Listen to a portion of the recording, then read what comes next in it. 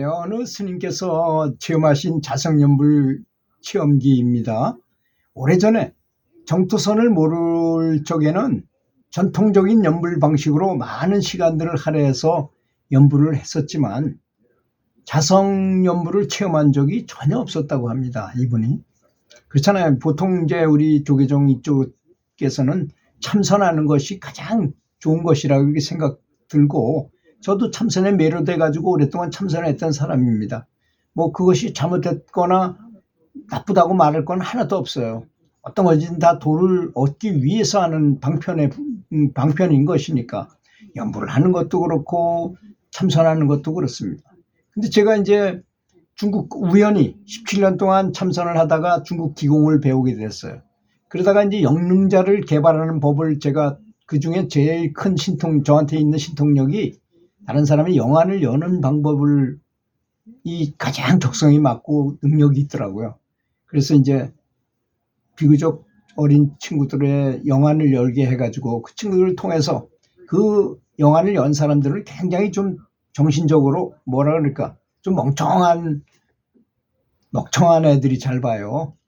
똑똑하고 공부 잘하고 뭐 좀 말썽 많을 것 같은 애들은 보지도 못합니다.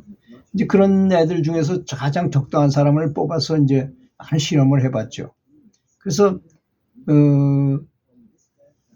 참선하는 거하고 연불하는 것의 차이가 엄청나다는 걸 깨달았어요. 그때 저는 이 세상에 참선이 가장 좋은 줄 알았습니다. 실제로 그것만이 공부라고, 불법의 제일 최상의 상승법이라고 생각했던 사람입니다.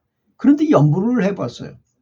연불해보고 영능자 보고 옆에서 내 앞에서 어떤 일이 벌어지는지 잘 봐라 하고 이제 관세음보살을 불렀더니 관세음보살께서 앞에 나타나셨다는 거 아닙니까? 그래서 빛을 비춰줘가지고 내 빛도 관세음보살하고 비슷하게 만들어주는 세상에 이렇게 기상천외한 대단한 장엄한 이런 수행법이 어디 있습니까? 깜짝 놀랐죠. 연불이 최고구나. 두말할 것도 없이 가장 좋구나 하는 걸 느꼈어요. 다시 그분의 말씀으로 돌아가겠습니다. 그 중간에 새길로 빠졌나요?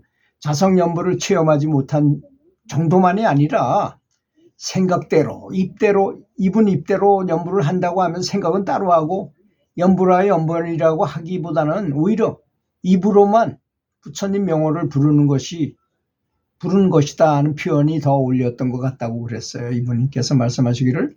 그러다가 관정 큰 스님과의 인연을 통해서 본격적으로 정토선을 수행하고서 연불하는 상황에서 번뇌가 끼어들지 않고 연불 일념이 되면서 참다운 연불이란 바로 이런 것이구나 하고 환희심을 느꼈던 것입니다. 하지만 스님들이 이분이 스님이신데요. 하지만 스님들이 일이 많잖아요. 여러 가지 잡무와 뭐 여러 가지 일들이 많아요. 그리고 시절 인연이 닿지 않아서인지 자성연불이라는 건요, 여전히 요원하게 느껴지더라는 것입니다. 그렇게 환희심을 느꼈는데도 불구하고, 물론 정토선 연불을 하면서 불보살님의 몽중가피나 꿈속에서 가끔 연불을 체험하는 등이 있었다고 해요. 이제 몽중가피라는 건 이제 부처님이 나타나신다거나 또는 청소를 자주 한다거나 화려한 극락을 보게 된다거나 여러 가지 이런 거, 꿈속에서마저도 법당에 앉아서 연불하는 체험 같은 것들을 말하는 것인 것 같아요.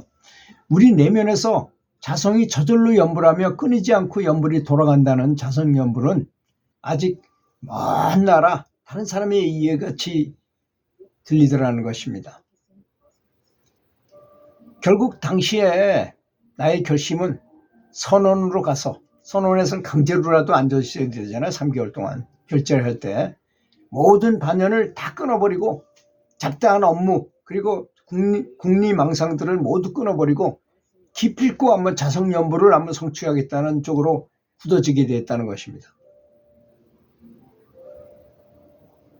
그래서 토굴에서 3년간 연불수행, 정토선 수행을 회양하고 봉암사로 발길을 향해서 비장한 마음으로 오직 정토선 연불을 끊임없이 마음속으로 챙겼던 것입니다. 선원에서는 모두가 침묵 속에서 좌선 수행을 하기에 아주 고요해서 정진하기에 더 좋은 면도 있었으며 몇 년 만에 모처럼 대하는 도반들도 공부에는 모두 장애자로 여기고 오히려 도반들을 피해 다녔어요. 그리고 어쩌다 맞춰서 말을 걸어와도 오직 예, 아니요, 두 마디 위에는 더 이상 대꾸를 하지 않자 차츰 도반 스님도 저 사람이 무건수행하려는구나 하고 내 마음을 이해해주고 더 이상 말을 걸어오지 않게 되었던 것이었습니다. 나는 당시에 마음속에 기필코 여기서 자성연불을 이뤄서 나가고야 말리라 제삼 다짐하며 모두가 아침 공양을 하러 나간 시간에는 금색전이라고 하는 법당에 들어가서 부처님 전에 어린 선사께서 살아생전 평소 닦으셨다는 시박 참회, 살생, 투도, 사음, 망어, 기여, 양설, 악구, 탐해, 진해, 치암 이 10가지 악업을 뉘우치는 참법을 하면서 살생, 중재, 지심, 참회 하옵니다. 남이아불탑을 남이아불탑을 하는 식으로 참회문뒤에는 반드시 정토선 연불을 놓치지 않고 계속 이어나갔다고 합니다. 그리고 좌선시에는 마음속으로 정토선 연불 믿음이 잘 회상이 되지, 잘 상상이 되지 않으면 중간 경행 시간이나 10분간의 틈에 재빨리 나의 관문함 속에 들어있는 정토선 연불 테이프를 한 번, 두 번 듣고 그 리듬과 소리를 마음속에 깊이 간직하고 계속해서 밀밀하니 챙겨 들으면서 취침 시간은 10시간, 취침 시간 저녁 10시에도 다시 밖으로 나와서 마루에서 소리가 나지 않게 발뒤꿈치를 들고 마루를 왔다 갔다 하면서 2시간 정도 더 정진을 하고 들어가서 다시 잠이 들 때까지 또 정토선 연불을 마음속으로 챙겨 들다 잠을 자는 식으로 가행 정진을 하여 겨우 2시간 정도 취침을 하거나 2시간도 채 자지 못하면서 정진을 해 나갔던 것이었습니다. 약 3일이 지난 무렵 법당에서 참회를 하는 도중에 희미하게 자성연불이 들려오기 시작했습니다. 처음에는 정말 자성연불인지 아닌지 내가 의식적으로 만들어낸 연불 소리인지 의심하다가 어찌됐건 마치 소중한 보물을 가파른 절벽길에서 행여나 잃어버릴세라 조심조심 가지고 가는 사람처럼 그 자성연불을 놓지 않으려고 애를 쓰다가 다시 자성연불을 사로잡아버리면 재빨리 정토선 연불 테이프를 한 두 마디 들어주고 그러면 다시 자성연불이 다시 돌아가기 시작하고 다시 자성연불을 조심스럽게 챙겨 듣기를 반복하니 한 5쯤에는 아주 뚜렷하게 자성연불이 들려오고 좌선 도중 내내 자성연불이 일념이 되어서 흩어지지 않게 되더라는 것입니다. 드디어 이제 진정한 자성연불이 바로 이것이구나 하고 저절로 마음속에서 환희심이 느껴지더라는 것입니다. 그리고 계속해서 자성연불을 챙겨드니 좌선 도중이나 움직이지 않는 상황에서는 자성연불이 조금도 흐트러지지 않게 되자 그때 스스로 생각하기를 이것이 바로 정중일효의 경계로구나 하고 알아줬다는 것입니다. 정중일효의 경계가 확고하게 자리 잡으니까 동중에서도 심히 움직이거나 대화만을 하지 않으면 자성연불이 흩어지지 않고 일효했으며 계속해서 가행정진을 하니 마침내 동중일효의 경지에 들어가게 되었던 것이었습니다.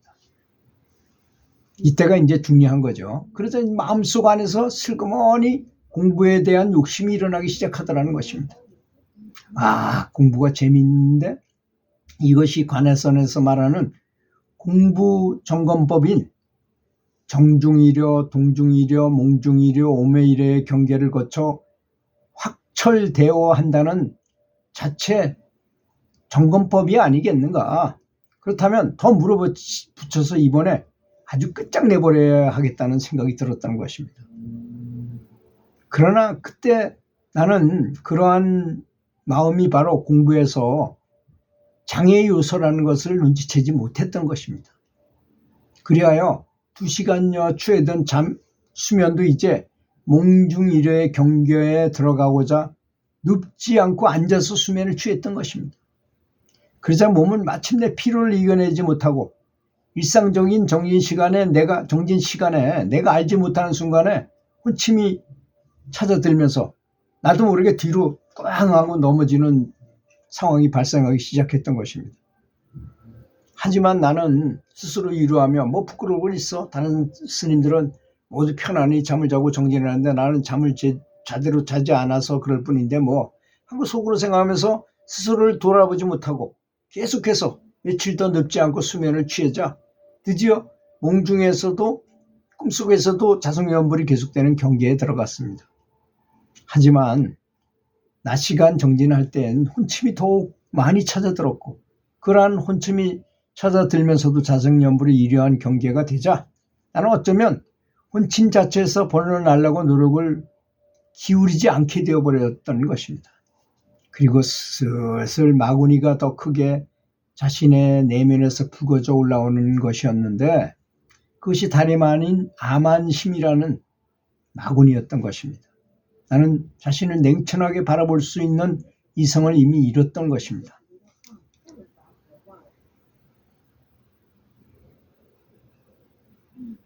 그래서 공부가 더 이상 진보를 가져오지 못하게 되고 말았습니다. 항상 지난 뒤에야 돌아보며 후회 막금이지만 어찌하랴. 모두들 나의 어리석음으로 인한 것을 하면서 글을 마쳤습니다. 들어주셔서 감사합니다.